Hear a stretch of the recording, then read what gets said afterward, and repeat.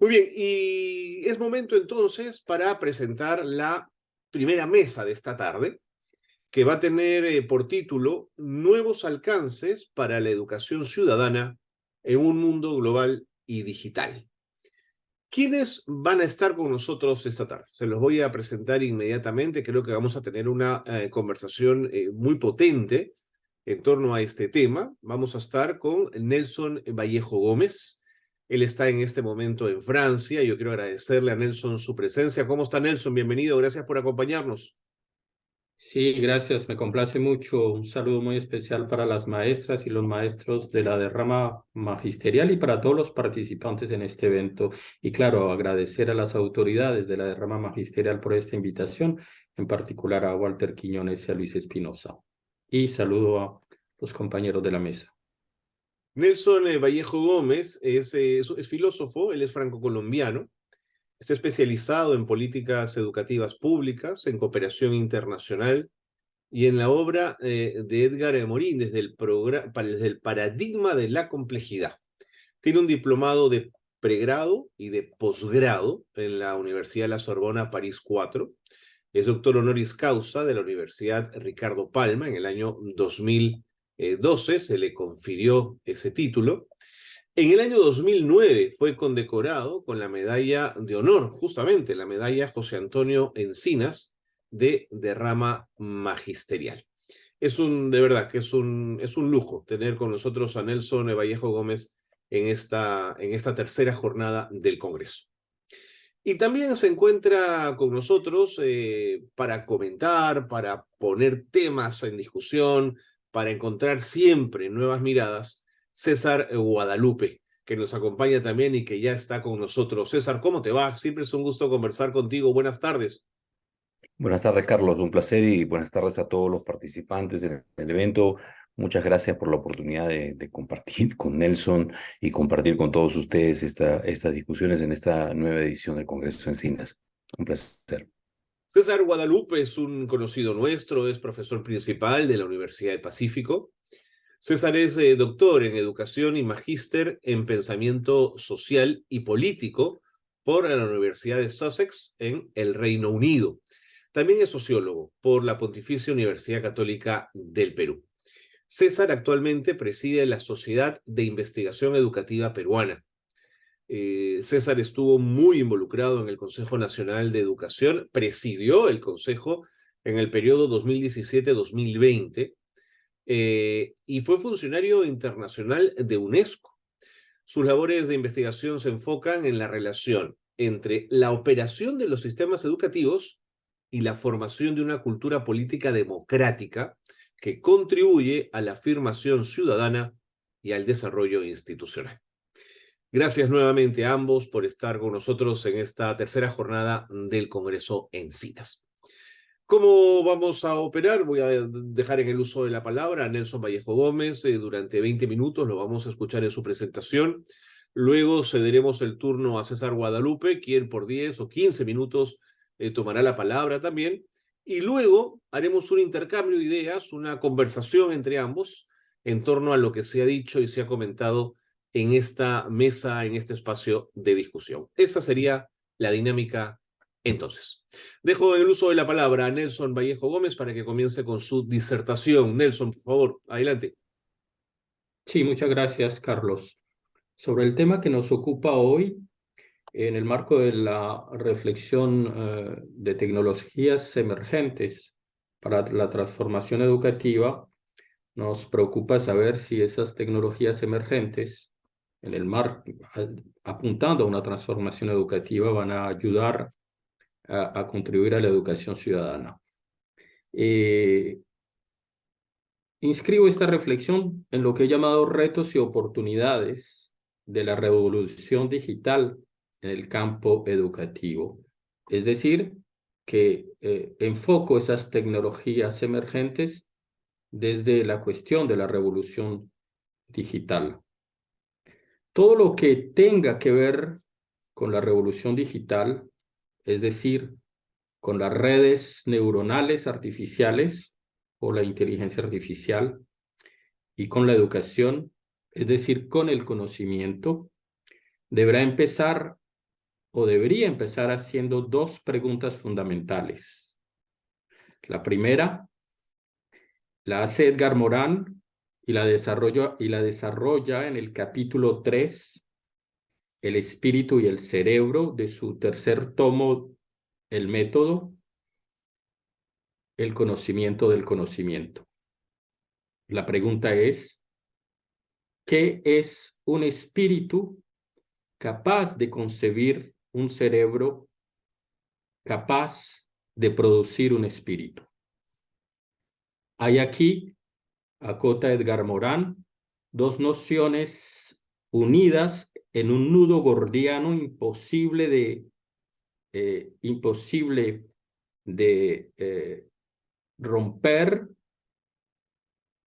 y no puede cortarse más que con un golpe de espada.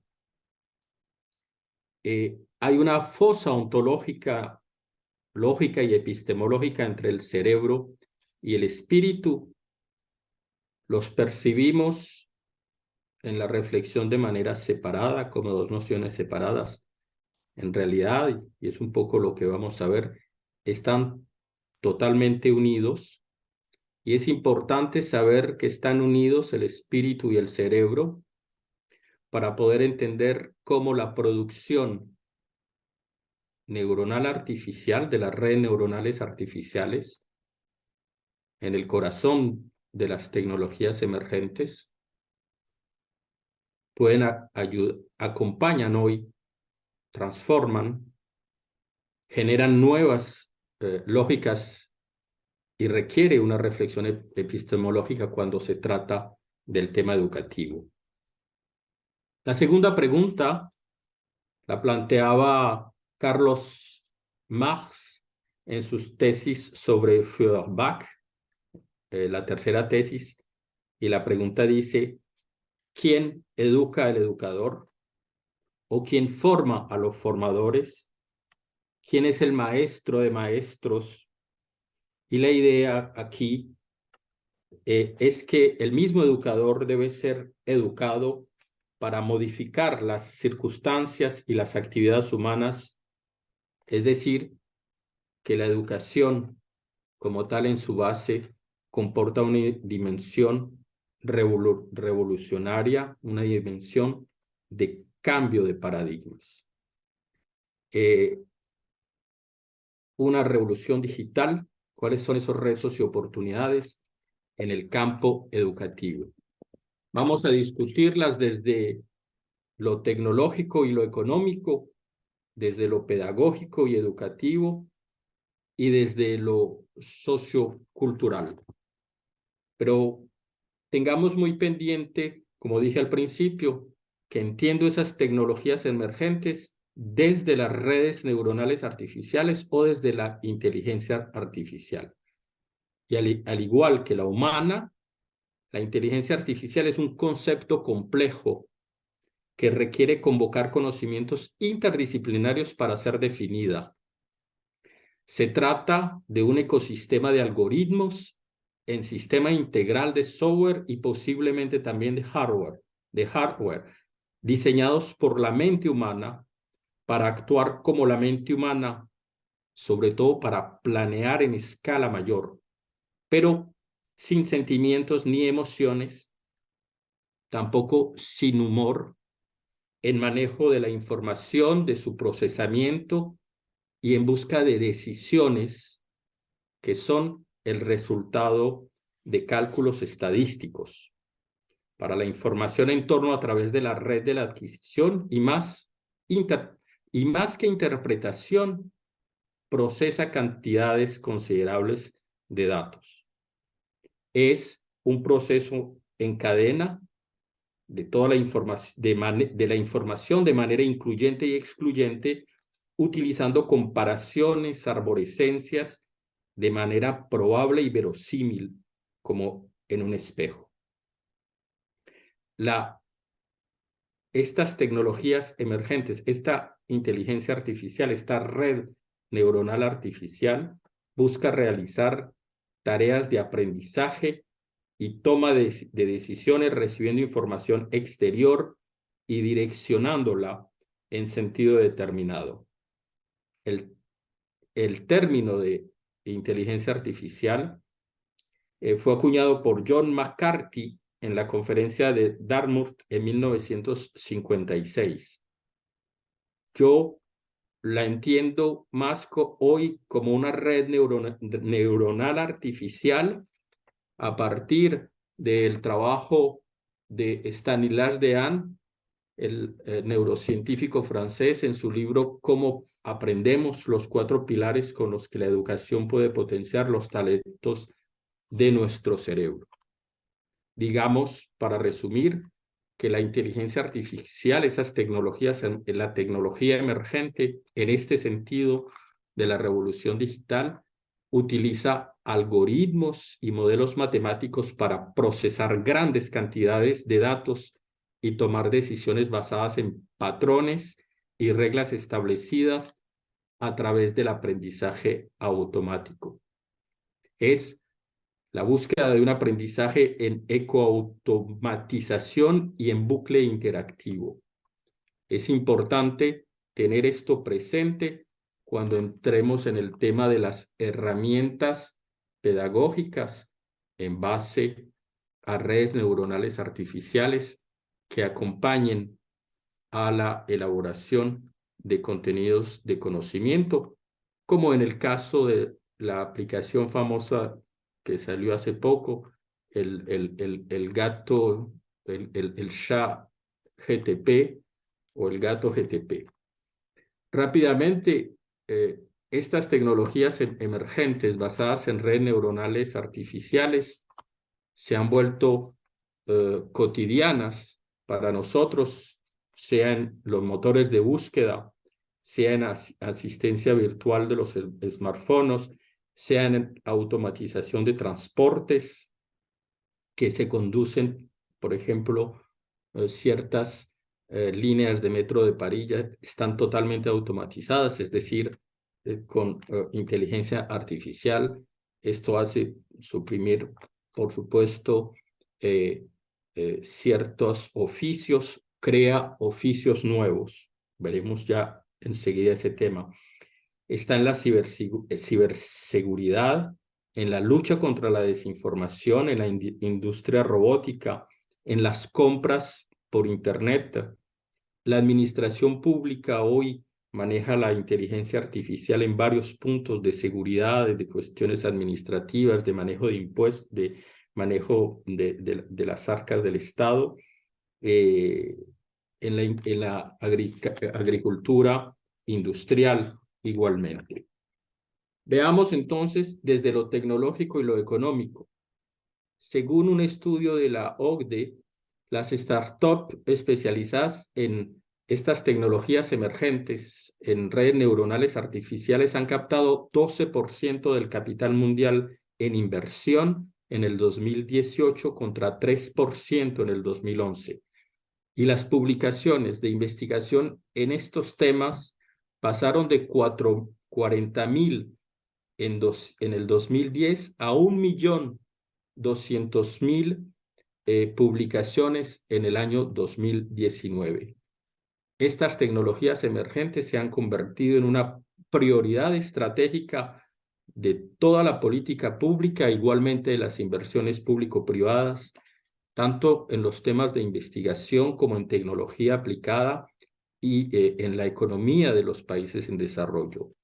En el 2018, Francia, por ejemplo, lanzó un plan estratégico nacional en tecnologías emergentes de 1.527.000, de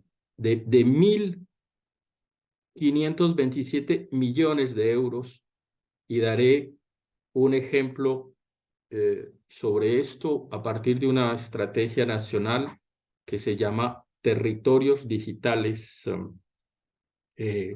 para el Desarrollo.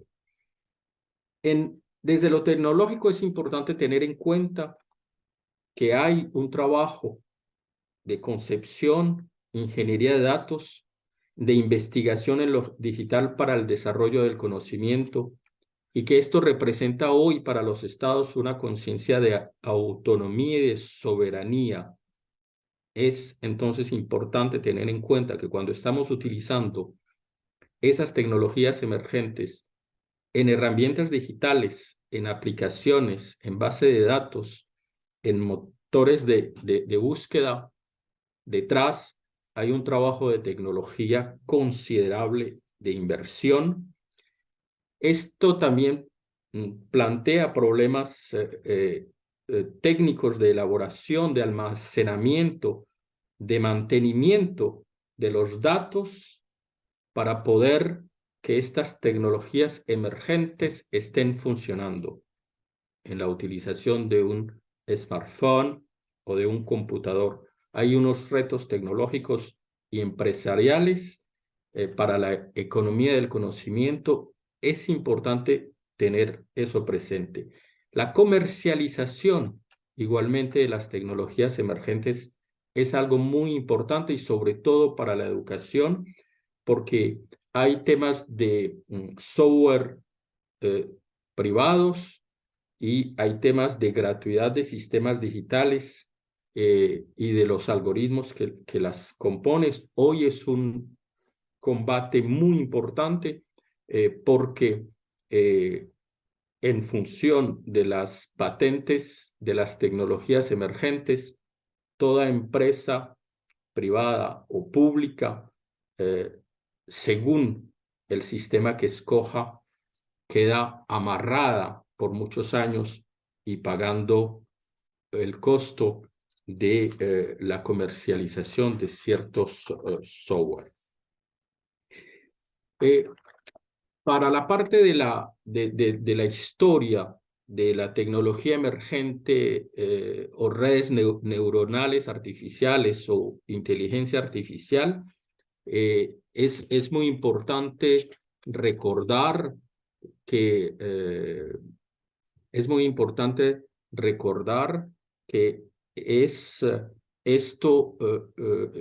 esta revolución digital de estas tecnologías emergentes se desarrollan a partir de los años 30, 40 del siglo pasado, en un ensayo de 1948 que llama Máquinas Inteligentes.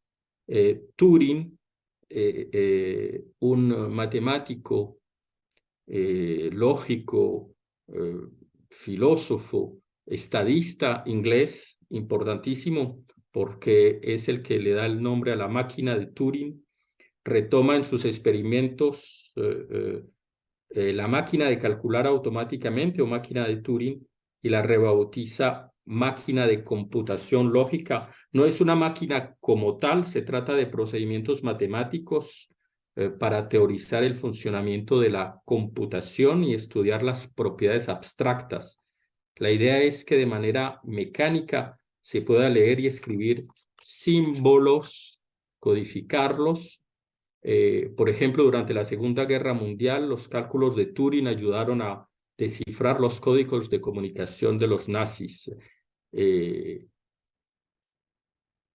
Esto dentro del punto de vista histórico es muy importante. Desde lo pedagógico y lo educativo estamos confrontados con estas tecnologías emergentes a la elaboración de herramientas pedagógicas digitales. Es importante que en su elaboración haya un bucle interactivo en lo que es la educación tradicional y lo que es la educación e-learning, la educación basada o utilizando la inteligencia artificial, el manejo de los datos. En estas herramientas digitales para la educación hay diversos caminos. Los invito a mirar un punto en lucaedu.com para ver cuáles son esos diferentes procedimientos. Es importante cuando se utilizan estas herramientas emergentes tener muy presente lo que significa una educación tradicional o qué es lo más importante en la transmisión educativa, cuyos fundamentos son los aprendizajes básicos: leer, escribir, contar y también los aprendizajes de las competencias psicosociales, la empatía, el respeto a los demás. También ver las ventajas y desventajas que caracteriza en la formación inicial y continuada los cambios de metodología pedagógica y las prácticas que requieren las tecnologías emergentes. Desde lo sociocultural, ¿me queda cuánto tiempo? Más o menos, Carlos. Bueno, desde lo sociocultural, esta revolución digital es paradigmática en el conocimiento, por el conocimiento y para el conocimiento. Hay un tema de digitalidad y complejidad en eso que llamo la tríada de las competencias fundamentales de base en los conocimientos, las competencias psicosociales y las competencias religadoras que implican una interdisciplinariedad. El tema también muy importante en las tecnologías emergentes es el tema de la regulación jurídica y sanitaria, los temas de salud, de ciberacoso, de ciberseguridad, de ciberterrorismo, para la protección de la democracia, de las libertades fundamentales como son la libertad de expresión, la libertad de comunicación y de prensa y de la dignidad de la persona humana. Porque estas tecnologías emergentes en las redes sociales, la inteligencia artificial, los algoritmos que manejan las redes sociales requieren una regulación jurídica, una responsabilidad inclusive del algoritmo. En el tema pedagógico y de las nuevas prácticas socioculturales, en los usos de los sistemas digitales, en Francia se enseña desde la escuela primaria lo que se llama educación para los medios sobre la elaboración y difusión de los medios de información, tratando de que los jóvenes tengan una conciencia de cómo funcionan los sistemas de información y más los algoritmos en las redes sociales. Hay una adaptación sociocultural entonces y unas relaciones intergeneracionales que entran en juego con estas tecnologías emergentes en la educación. Decía que en el caso francés hay una política pública de inversión, formación, investigación e industrialización, porque las tecnologías emergentes ponen en juego temas de investigación, de inversión, de tecnología, de comercialización, todo al mismo tiempo con inversiones públicas por lo costoso, por la visión de Estado que se requiere y en temas de investigación público-privada. Se han creado 12 territorios en red por todo el país, privilegiando zonas urbanas y rurales con brechas socioeconómicas y decenas de soluciones y experiencias digitales puestas gratuitamente a disposición. Los objetivos de este Plan Nacional de Territorios Digitales Educativos, es así como llama, son la formación, la pedagogía y las prácticas, el equipamiento de aulas, las herramientas pedagógicas a disposición con instrumentos y dispositivos digitales y el acompañamiento de los actores educativos, todos y sobre todo los padres de familia. Durante la pandemia nos dimos cuenta lo importante que era la coeducación con los padres de familia, utilizando ellos mismos también las tecnologías emergentes para acompañar el seguimiento de los aprendizajes.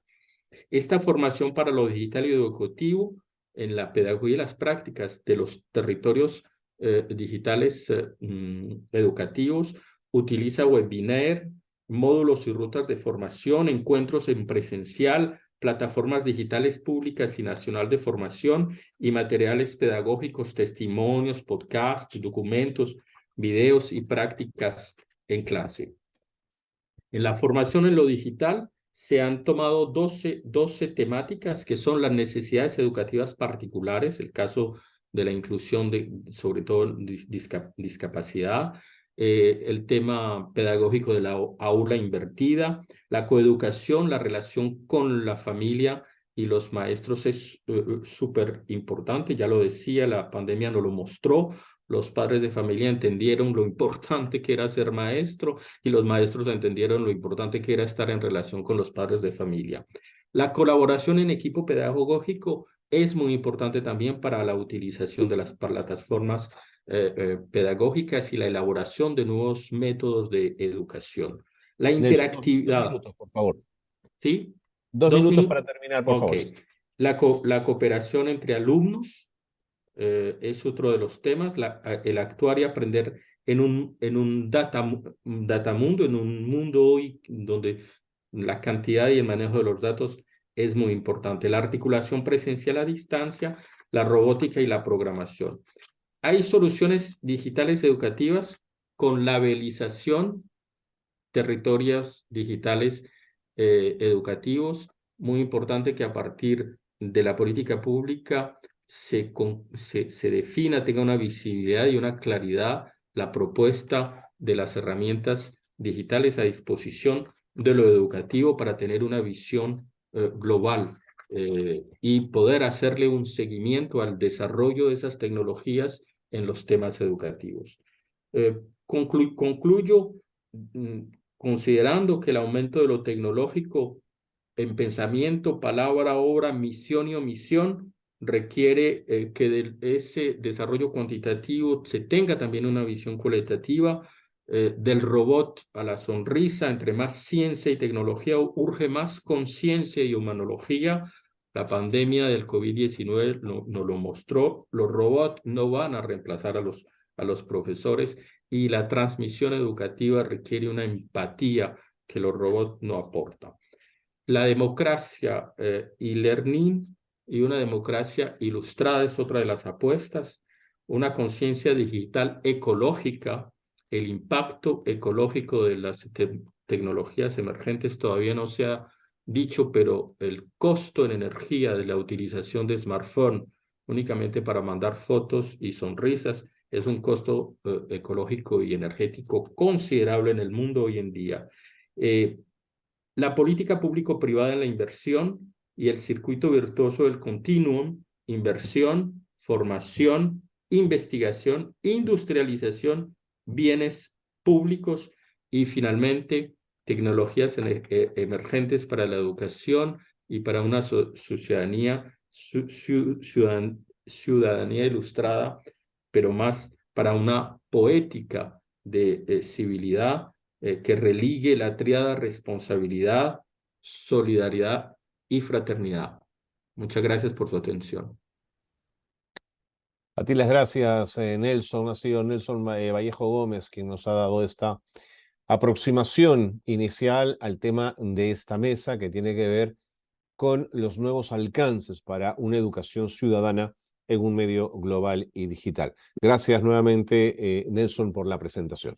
Es el turno ahora, durante 10, máximo 15 minutos, de César Guadalupe para comentar, si él lo considera, lo dicho por Nelson, o para, desde otra perspectiva, añadir elementos a esta discusión. César, adelante, por favor.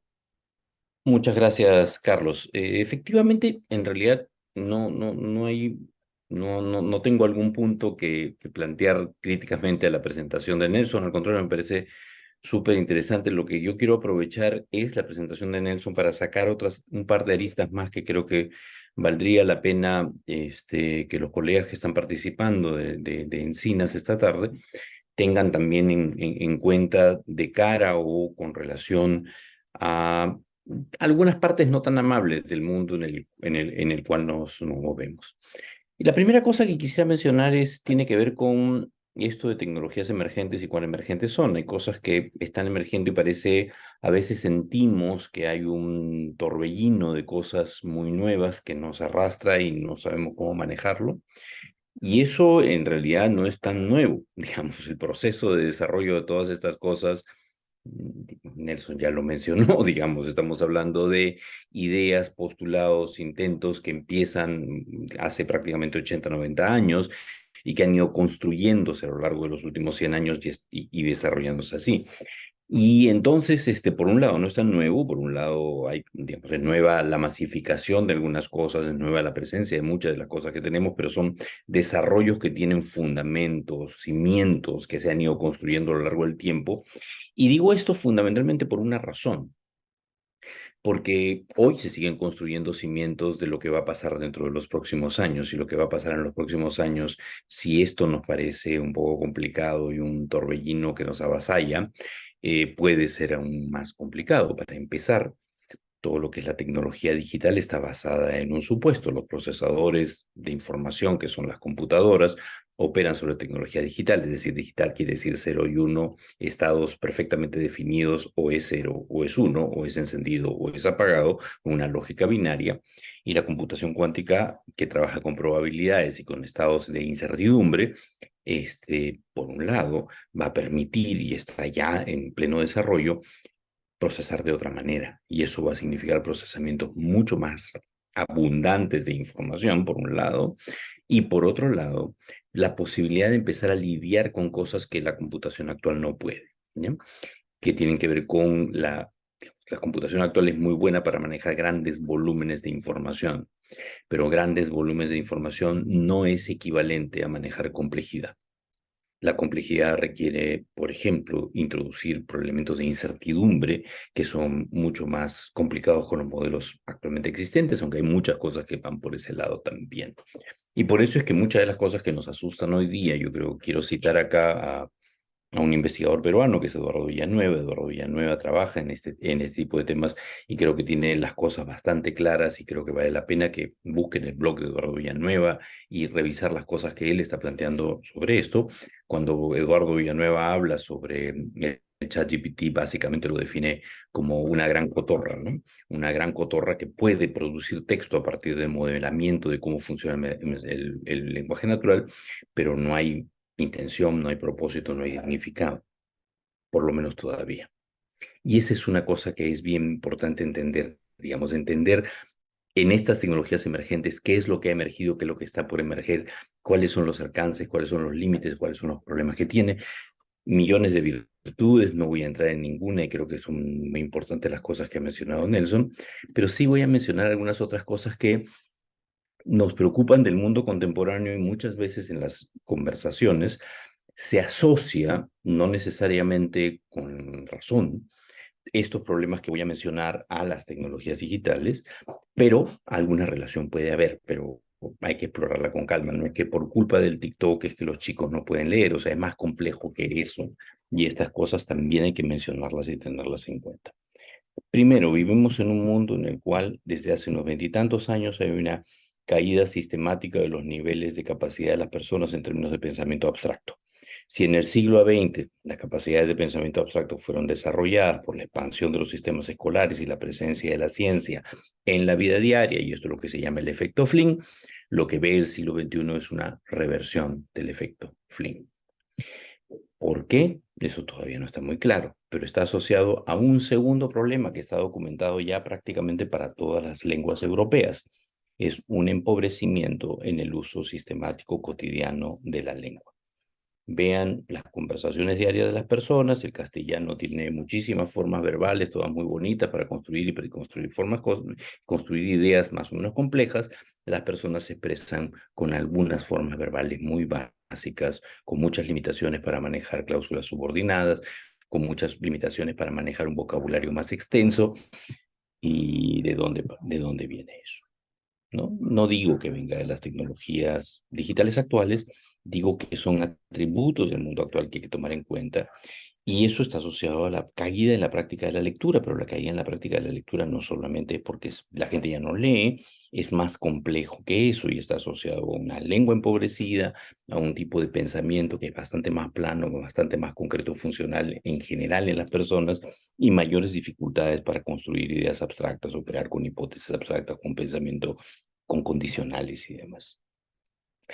Claro, en ese contexto no es sorpresa que surjan o resurjan fundamentalismos y no es sorpresa que el debate de los asuntos públicos, es decir, el mundo ciudadano, se vea empobrecido y que hayamos pasado de un tiempo en el cual que entendíamos que la política era este espacio donde argumentábamos y dialogábamos y aprendíamos unos de otros, no era para, digamos, uno dialoga para aprender, uno no dialoga para imponer su punto de vista sobre el otro. Eso se empieza a convertir en realidad en un espacio de desbocadas emociones, de legitimación del adversario y, digamos, hemos pasado de, en vez de discutir acerca de cosas que vienen del conocimiento que adquirimos sobre el mundo, a un mundo de opiniones totalmente arbitrarias, gratuitas, que son aventadas sobre el debate público, avasallando la posibilidad de construir una democracia, ¿no? ¿Hay alguna relación entre esto y las transformaciones tecnológicas? Alguna puede haber, pero yo no quiero fijarme en eso porque mi intención no es decir la tecnología es culpa de esto, al contrario, mi intención es salir de esa discusión. Pero sí hay una relación muy fuerte entre todos esos problemas y algunas dinámicas económicas, sociales y políticas de los últimos 40 años.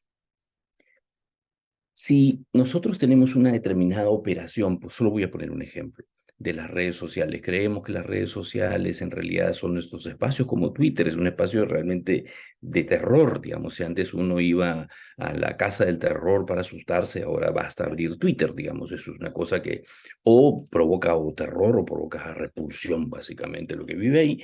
Si uno tiene una plataforma como Twitter y funciona como Twitter es porque Twitter es rentable.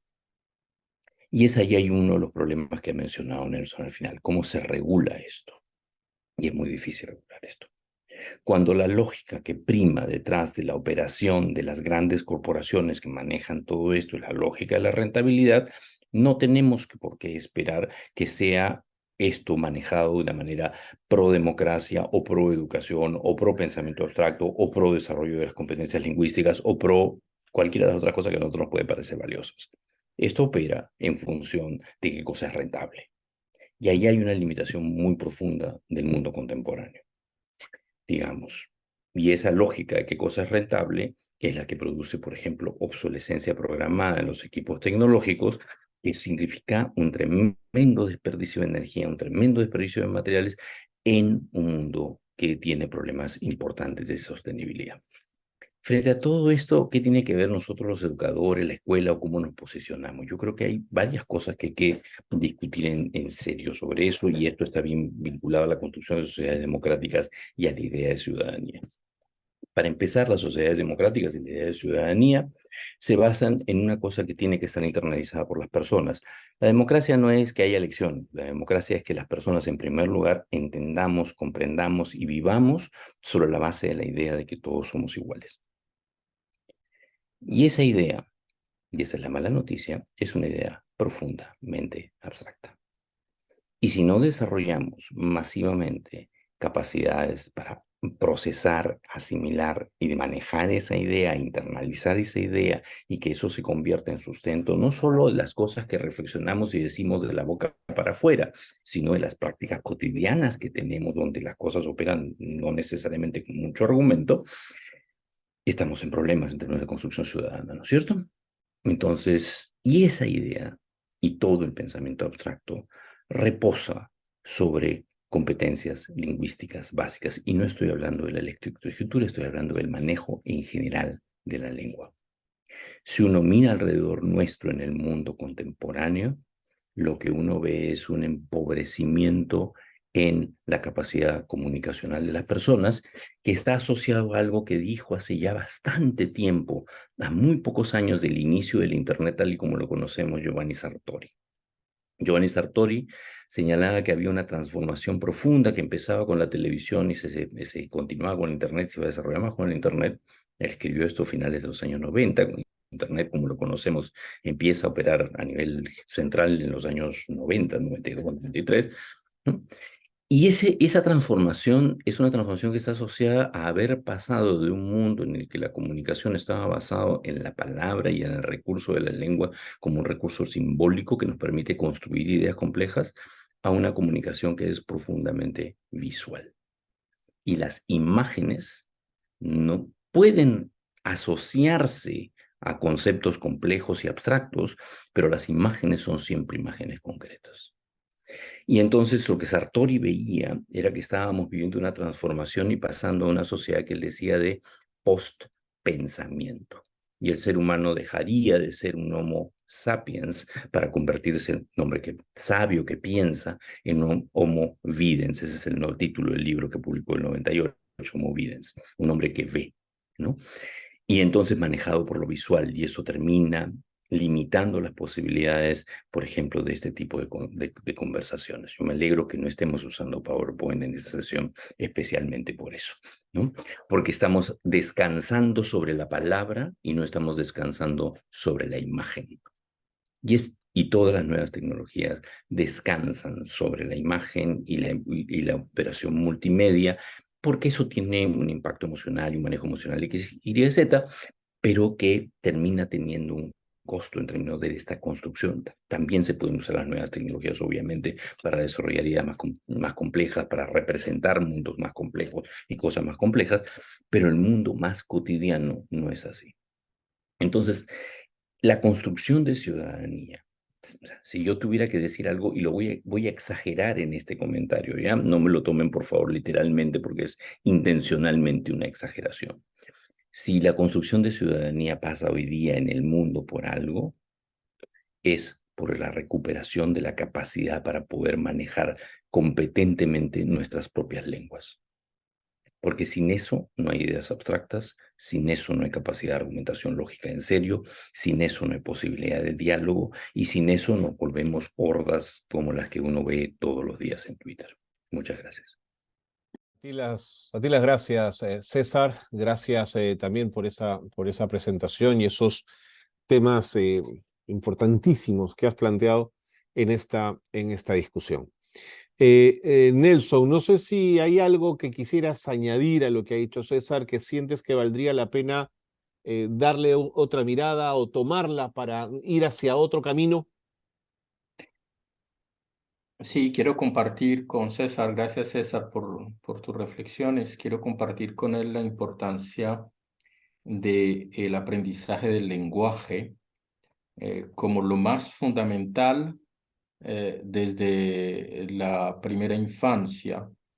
Y el aprendizaje del lenguaje, la riqueza del vocabulario, se ha demostrado en ciencias cognitivas que la riqueza del vocabulario en los niños reduce la violencia, aumenta la capacidad de abstracción,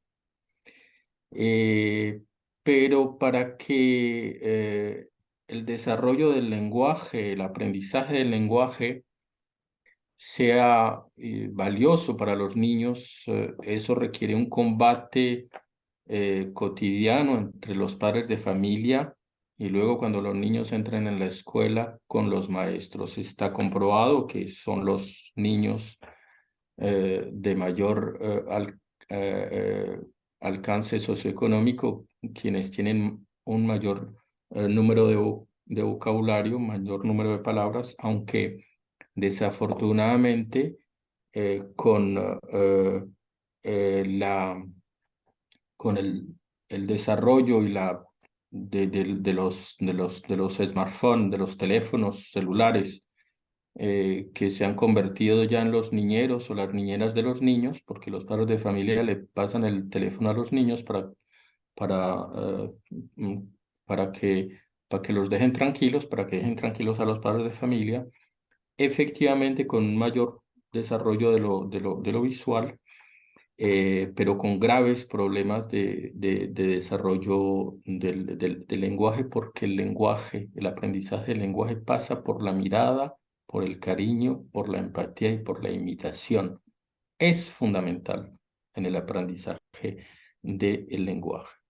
El vocabulario se requiere también los pilares, los 4 pilares del aprendizaje, como decía Stanislas Dehaene, que son la atención, que son el compromiso activo en la interactividad del aprendizaje, el error como ensayo y error, el error como producción de conocimiento y garantía del tamizar la veracidad y la consolidación del aprendizaje. Es muy importante esto para los niños, el hecho de repetir, el hecho de aprender de memoria, pero también el descansar, la importancia de el bien dormir de los niños hoy es fundamental y de todo, sobre todo en los primeros años, en el momento en que el cerebro tiene una plasticidad particular, hasta los 7, 8 años más o menos, esa plasticidad cerebral permite la extraordinaria capacidad de una máquina estadística de ensayo y error que es el cerebro. De tal manera que para las maestras y los maestros estos temas son muy importantes. El vocabulario, la atención también, la curiosidad, el desarrollo de la curiosidad, la conciencia de la metacognición, es decir, que los niños aprendan a servirse de su propio asombro, de su propia capacidad a poner a distancia, que es lo propio del preguntarse, que es lo propio de el saber qué es lo que estoy aprendiendo y cómo lo estoy aprendiendo. Eso es lo que se llama metacognición propiamente dicho. Y fundamental también la enseñanza, el aprendizaje del pensamiento crítico a partir de unos aportes de conocimiento pertinentes sobre el contexto, sobre el sujeto, sobre lo multidimensional, pero también en el aprendizaje rápido y básico para los niños de las reglas de lógica básica, de saber qué es un conocimiento, qué es una creencia, qué es una suposición, porque como dijo César, hay un surgimiento impresionante de fundamentalismo, de obscurantismo, de conspiracionismo, y es ahí donde la educación al pensamiento crítico, pero también saber que a los niños, si los niños aprenden a leer, a escribir con una cantidad de vocabulario con alta calidad, ya tienen una posibilidad de salir adelante muy, muy, muy fuerte. Tienen unas verdaderas armas. Entonces, la comprensión lectoro-escritora y la comprensión matemática es importante porque la comprensión matemática a los niños es importante para que hagan la diferencia entre lo que es una hipótesis, lo que es un resultado matemático. Eso ayuda a ilustrar. Igualmente, en el caso de la ciudadanía, ilustrar, tenerle confianza al progreso del conocimiento, al aporte del conocimiento, a las decisiones basadas en evidencias, a una política pública educativa o económica basada en evidencias y no únicamente en autoritarismo y en ideologías o en fake news y posverdades en las redes sociales. Muy bien, César. Perdón, Nelson, muy bien. Gracias por esos señalamientos y ese sumar a esa problemática de la que de alguna manera César también ponía sobre la mesa. César, ¿habría algo más que te interesaría añadir? Tal vez dos cositas nada más Adelante, adelante, por favor. que tienen que ver con el contexto de la educación peruana, ¿no? Preocuparnos por la competencia lingüística no quiere decir preocuparnos por la ESE, ¿no? Por la evaluación censal de estudiantes. Son dos cosas distintas, digamos. No hay que preocuparse por la prueba, hay que preocuparse porque las personas aprendan y eso podría o no expresarse en la prueba, pero eso es otra cosa.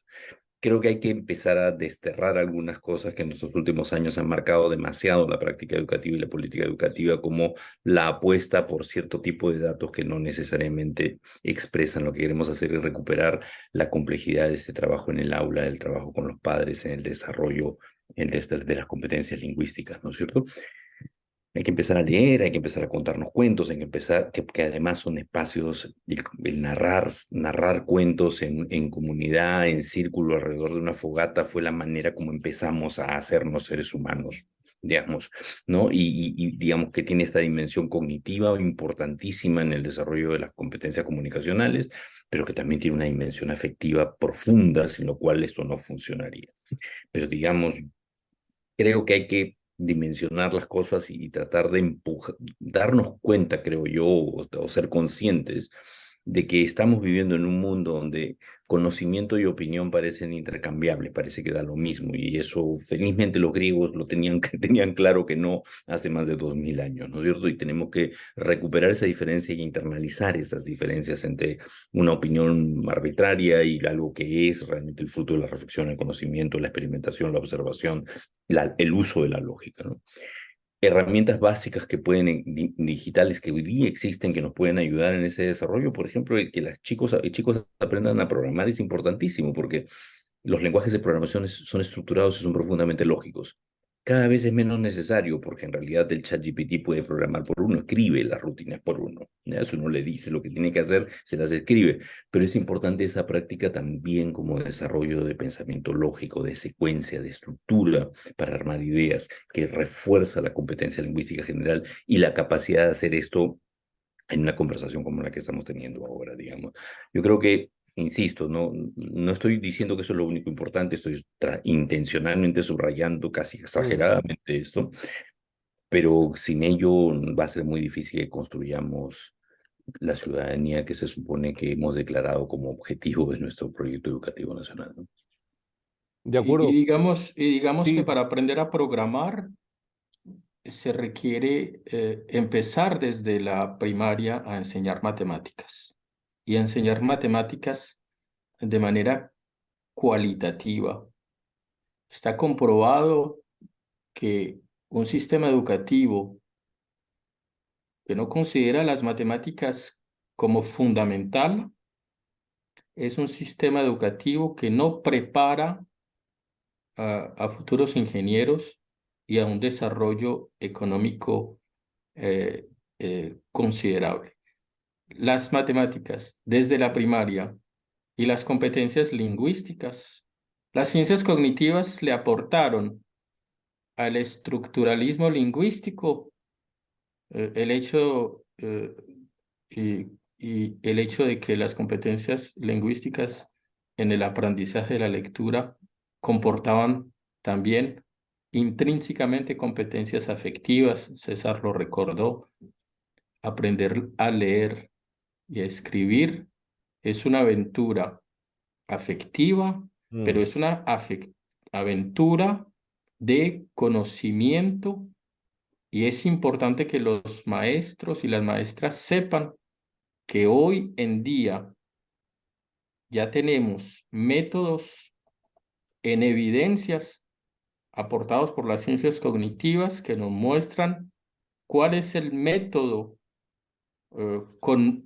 basado en evidencia, es decir, en el funcionamiento del cerebro para el aprendizaje de la lectura y cuáles son métodos que no solamente no funcionan, sino que son ideológicos, que no están basados en el funcionamiento del cerebro, sino en las creencias, en las tradiciones, en los mm. gustos de este profesor y de aquel, no, que yo utilizo este método, que yo no, no. El funcionamiento del cerebro entre 5, 6, 7 años tiene unas características muy precisas y es el momento en el cual a los niños se les puede dar esa arma considerable, revolucionaria, que es aprender a leer y a escribir. Y eso es la base del desarrollo de una ciudadanía con poética de civilidad. Poética en el sentido de poiesis, de generar nuevas formas de ser creativo. De acuerdo. Nelson, César, y en la medida de lo que han planteado, si entendemos eh, que las corporaciones son las que van a manejar estas ingentes cantidades de información, manejarán las redes neuronales artificiales que ha planteado Nelson, diseñarán la inteligencia artificial, impactando, como ha dicho César, en la caída sistemática de un pensamiento abstracto o en el empobrecimiento en el uso del lenguaje. La pregunta, digamos, sería la siguiente: ¿cómo van a ser nuestros maestros para instalar una cultura abierta que nos haga cuestionar lo que va en contra o que cuestione el sentido de nuestras creencias, que nos permita asimilar información que no nos gusta y entenderla, que tumbe algunas de nuestras convicciones más acendradas, ¿no es cierto? ¿Con qué herramientas ese docente se va a mover en la clase, Nelson, César?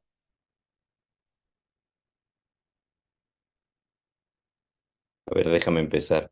Yo diría con la herramienta más importante, que es la capacidad de reflexión crítica sobre el mundo, ¿no? Es decir, digamos, si la manera como estamos organizados hoy está destrozando el planeta, si la manera como está organizado hoy nos está matando nuestras posibilidades de humanidad, algo debe haber mal con la manera que estamos haciendo las cosas hoy, ¿no? Digamos, pero eso hay que pensarlo, eso hay que reflexionarlo, no hay que darlo. Si uno lo tiene como dado, así es el mundo y así va a ser, justamente lo que está es renunciando a la posibilidad de la reflexión crítica sobre las cosas, que después se traduce en una acción responsable para que esas cosas sean mejor.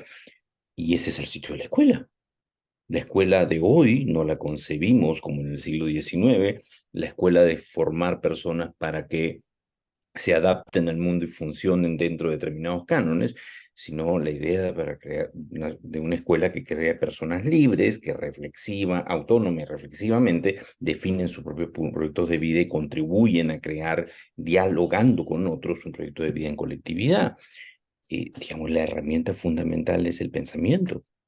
Y de eso se trata la escuela, y ese pensamiento reposa sobre la lengua, reposa sobre la lectoescritura, reposa sobre el razonamiento matemático y la Mm. capacidad de pensamiento lógico, que es otra forma, que es una forma particular de estructurar ideas, ¿no?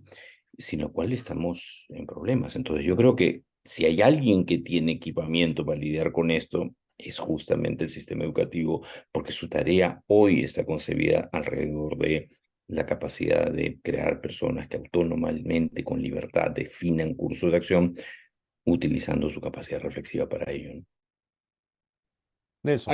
Hay tres herramientas claves para formar a los formadores, educar a los educadores. Esas tres herramientas básicas son el aprendizaje de los conocimientos fundamentales para los niños, es Mm. decir, para el ciudadano del futuro. Son las competencias fundamentales básicas, la competencia lectora-escritora Mm. y la competencia en matemáticas. Una segunda herramienta, y eso es fundamental, sobre eso el Ministerio de Educación y todas Mm. las escuelas y los padres de familia deben ser todos unidos, un solo combate. No debe haber niño entre los 5 y los 7 años que no sepa leer, escribir y la comprensión aritmética básica de calidad. Eh, la segunda herramienta son las competencias psicosociales, es decir, todo lo que tiene que ver con la empatía, con el respeto del uno y del Mm. otro, con el cariño, con el afecto, con la dignidad humana, con la dignidad humana. Eso es fundamental y eso es una dimensión de ética, es una dimensión de poesía, es una dimensión de estética, aprender también a los niños con nuestro propio comportamiento a que vean la belleza, que la sientan. De ahí la importancia de la música, Mm. muy temprano enseñarles y que aprendan en la música. Y la tercera herramienta que me parece importante para elaborar métodos y módulos de formación para formadores, y la rama magisterial supongo lo está haciendo, es lo que yo supongo, no, propongo que lo haga, es lo que yo llamo aprender en competencias religadoras, porque ese mundo del que estaba hablando César, ese mundo que sigue enseñando con la lógica paradigmática del siglo XIX en la elaboración del conocimiento, es decir, tal como Edgar Morin la identificó, que es la lógica de la separación y no de la religación. Mm. Se enseña la condición de lo natural y se enseña la condición del humano sin darse en cuenta, sin enseñar que el ser humano es una condición bioterrenal al mismo tiempo y biosociocultural, que el ser humano es al mismo tiempo, está hecho de lo físico, de lo químico, de lo psíquico y de lo social, que es el aprendizaje el aprendizaje del lenguaje. El Homo sapiens no solamente es sapiens, también es demens, es decir, tiene una dimensión de locura y es en ese equilibrio entre razón y pasión. Esas competencias religadoras, hicimos un trabajo con Edgar Morin en 1999 en la UNESCO, se publicó un manual que lo publicamos también con la derrama magisterial en el 2000, en el 2007, 2008, si no bien recuerdo, que son los 7 saberes necesarios para la educación del futuro. Es un manual que está gratuito y esos recuerdos, cada uno de esos 7 saberes, porque hablan de por sí, enseñar lo que son las cegueras del conocimiento, el error y la ilusión, y no combatirlos como si fueran cosas negativas. Esos principios de un conocimiento pertinente, tener esa noción de lo contextual, de, lo, de las relaciones entre el todo y las partes, lo multidimensional, estar atento a la emergencia de lo complejo, es decir, de lo que está tejido en común, enseñar la condición humana, esa condición de ser a la vez una condición bioterrenal y una condición cósmica. Estamos constituidos de moléculas que fueron y átomos que fueron, que existieron antes del Sol, en soles anteriores, desde el origen del universo y están dentro de nosotros. Y nuestro mismo sistema neuronal es curiosamente una especie de manejo interestelar de la energía atómica, generando un complejo de energía física, química y psíquica. Es decir, casi que el misterio de la Trinidad. eh, Enseñar la identidad terrenal, fundamental en el tema ecológico, y a enfrentar las incertidumbres. César recordó la importancia de la incertidumbre, que es lo que todavía ni siquiera las redes neuronales cuánticas maneja. La incertidumbre es lo que justamente es lo inesperado y solamente esa capacidad de asombro de experiencia permite integrar la incertidumbre como un dato positivo desde una dimensión estadística de ciencia con conciencia, no únicamente una estadística pura y absurda y burocrática.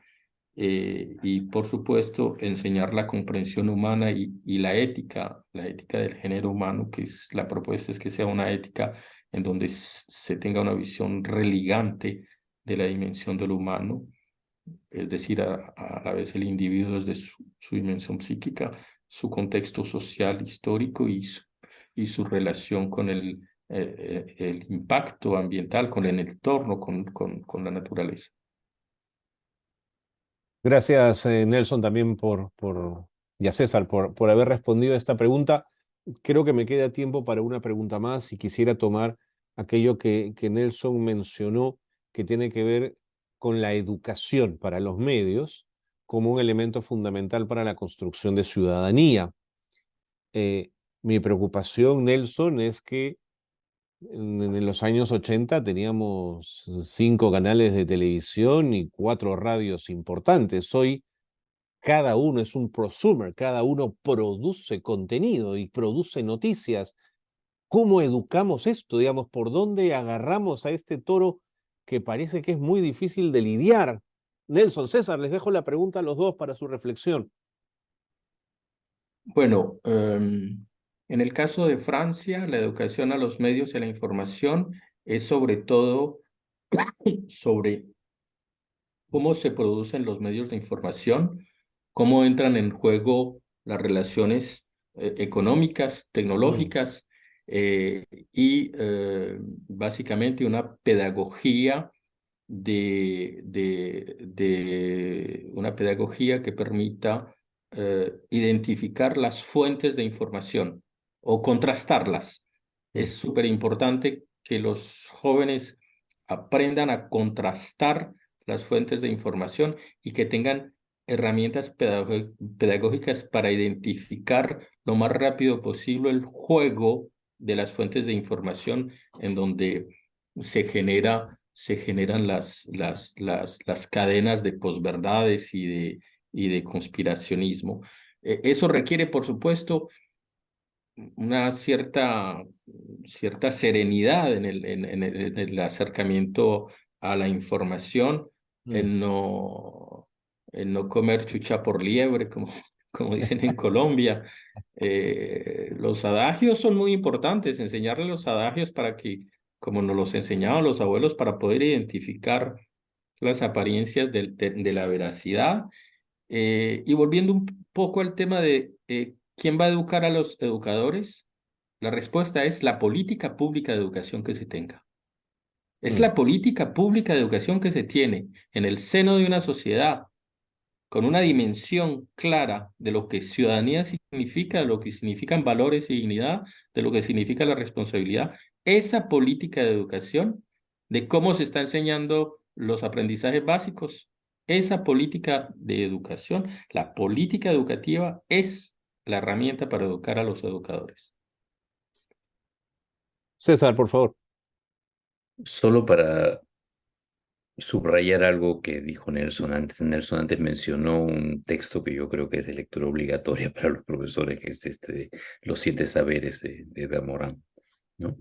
Creo que ese texto es un texto que da muchas de las respuestas a lo que estás planteando, Carlos, en la pregunta, porque a fin de cuentas es lo que acaba de decir Nelson, la necesidad de detenerse en calma, reflexivamente, conversando y poder desentrañar lo que está detrás de las cosas, cometiendo error, aprendiendo error, ensayando, mirando por aquí y dándole vueltas a las cosas. Yo creo que ese es el punto. Y efectivamente la política pública tiene una responsabilidad inmensa. Lamentablemente, digamos, no estamos en el mejor de los tiempos en el Perú en ese terreno y no voy a decir más porque me da mucha pena, ¿no? Pero, digamos, la política pública no es solo lo que hacen los agentes desde el Estado, es también lo que los ciudadanos construimos y empujamos o permitimos que suceda. Entonces yo sí en ese sentido más bien un llamado a nosotros, profesores, yo soy profesor universitario, a tomar también la responsabilidad directa, digamos, y empujar las cosas en la medida que se pueda, ¿no? Eso. Muy bien, muy bien. Carlos, yo Por favor, Nelson, adelante. le propongo a César y a ti también, Carlos, te propongo que le digamos a la presidencia de de rama magisterial que la de rama publique para dar de regalo a los maestros los 7 saberes necesarios para la educación del futuro. El texto es de acceso gratis, es un texto de la UNESCO, es de acceso gratis. Y propongo que hagamos una pequeña introducción y contextualización para el Perú, con César y contigo, Carlos, de unas 4 o 5 páginas. Y si la de rama quiere publicar los 7 saberes, pues le hacemos esa contextualización, introducción, recepción para el Perú, de por qué nos parece, como acaba de decir César, importante darle ese librito, que es un librito de 70 páginas, como regalo a todos los maestros asociados a la derrama magisterial. Bueno, está hecha la invitación. Vamos a ver si la derrama magisterial toma el guante y sigue las propuestas, las recomendaciones de Nelson Vallejo Gómez. Estamos llegando al final de esta mesa. No sé si alguno quisiera tomarse un par de minutos finales para una reflexión final que me pueda un poco ayudar a cerrar esta mesa. ¿Quién me puede ayudar? César, Nelson, 2 minutos como para dar esas ultimitas a los maestros que nos están escuchando en este momento en el Congreso Encinas. Yo quisiera un minutico decirle a los maestros que las tecnologías emergentes, la inteligencia artificial, todas las herramientas digitales, las plataformas, son muy importantes, pero que siempre tengan presente que una cosa son esas redes neuronales y otra cosa es el cerebro humano. Porque por el momento, y le leo una frasecita del gran neurocientífico francés Stanislas Dehaene, con quien estuvimos el año pasado en el High Festival en Arequipa, dice lo siguiente: incluso un bebé de pocos meses de vida ya codifica el mundo externo mediante reglas abstractas y sistemáticas, una capacidad por completo ajena a las redes neuronales convencionales, tanto como a otras especies de primatas. El bebé, para poder tomar conciencia de su entorno, para empezar a caminar, para coger un objeto, su cerebro está procesando la información, la está tratando desde la imagen, con el nervio óptico en relación con el cerebro, eh, en unos algoritmos neuronales que las redes neuronales artificiales todavía no son capaces de imitar. Muchas gracias, Nelson. César. No solo brevísimo, yo creo que vivimos tiempos complejos, vivimos tiempos difíciles, pero hay un montón de razones por las cuales podemos ser optimistas, y la primera razón es que, miren, el ser humano ha hecho cosas más interesantes que lo que estamos viviendo hoy, y es cosa de, en primer lugar, tener la humildad de reconocer que tenemos que aprender continuamente, y que ese aprendizaje no es solo una tarea individual. La hacemos con nuestros colegas, la compartimos, y con eso vamos construyendo poco a poco las cosas. Y construyéndolas en los dos planos: en el plano de lo que tenemos en nuestro entorno inmediato, y en el plano de la política pública, y hacer que la política pública, digamos, salga de esta situación complicada en la que se ha metido en el Perú, por lo menos en este último par de años. Gracias. Muy bien.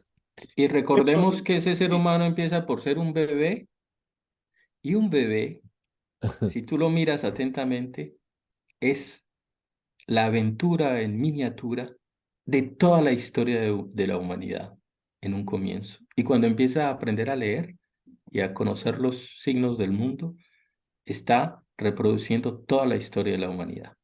Y ahí, cada bebé, cada niño, es una posibilidad de un mundo mejor. Que lo sepan los padres de familia, que a veces lo olvidan, y los maestros y las maestras tienen ahí un rol fundamental cuando recuperan esos niños en la escuela primaria. Nelson, muchísimas gracias. Ha sido fundamental tenerte en este Encinas número 13, su edición número 13, igual a César Guadalupe. Creo que ha sido una mesa sumamente interesante. Gracias a ambos por haber formado parte de este espacio. Un gran abrazo a ambos. Al contrario, muchísimas gracias. Un placer. Ahí estaba Nelson Vallejo Gómez y César Guadalupe conversando con nosotros en esta mesa de este tercer día que llevaba por nombre Nuevos alcances para la educación ciudadana en un mundo global y digital.